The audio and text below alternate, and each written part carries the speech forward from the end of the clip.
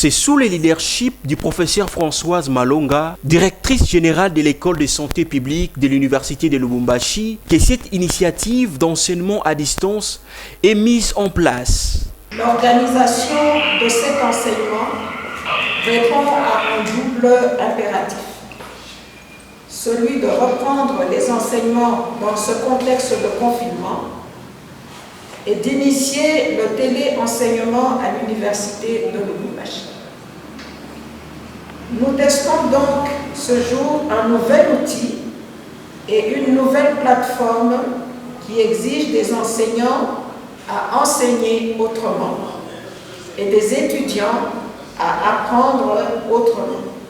Au cours de cette formation, vous utiliserez dans la plateforme Microsoft Teams qui fonctionne à l'aide des adresses mail institutionnelles.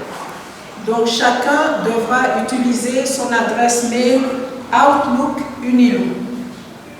Il s'agit d'une plateforme interactive qui permet d'échanger avec les étudiants, de poster les cours sur la plateforme pour les enseignants, de poster des vidéos, de procéder à des évaluations, interrogations ou examens, de vérifier la participation au cours, de répondre aux préoccupations des apprenants.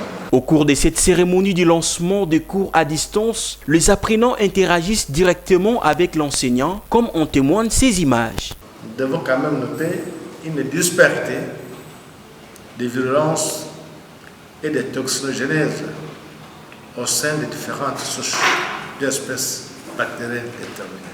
Je voudrais poser la question par rapport à la pandémie qui a paralysé le monde ici. Et il y a plusieurs sources montrent beaucoup de cas bénins.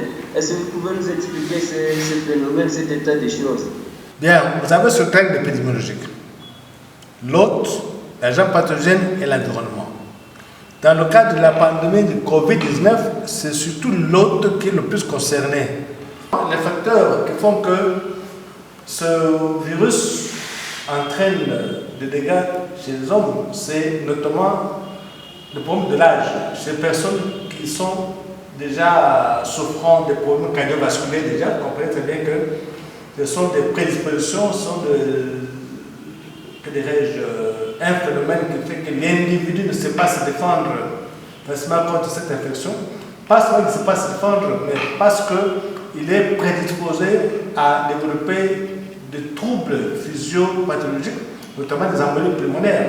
Motif de satisfaction pour les apprenants, la communauté de l'école de santé publique de l'Inilou et des directrices de cet établissement pour lutter contre la propagation de la COVID-19 et de poursuivre les enseignements à distance. Nous allons tous, équipe de la direction, enseignants et apprenants, travailler en étant suffisamment concentrés pour réussir cette expérience.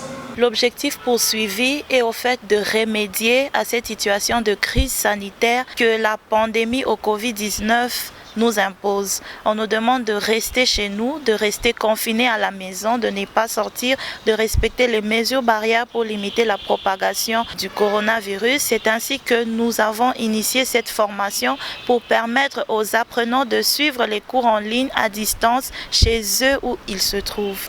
J'espère que cette formation en ligne permettra de consolider nos connaissances sur le téléenseignement grâce aux outils que nous aurons acquis et l'aide que nous recevrons du service informatique de l'université de Lubumbashi. Les leçons que nous en tirerons devraient nous être utiles dans notre travail au quotidien et je souhaite que nous puissions les adapter immédiatement dans l'exercice de nos fonctions.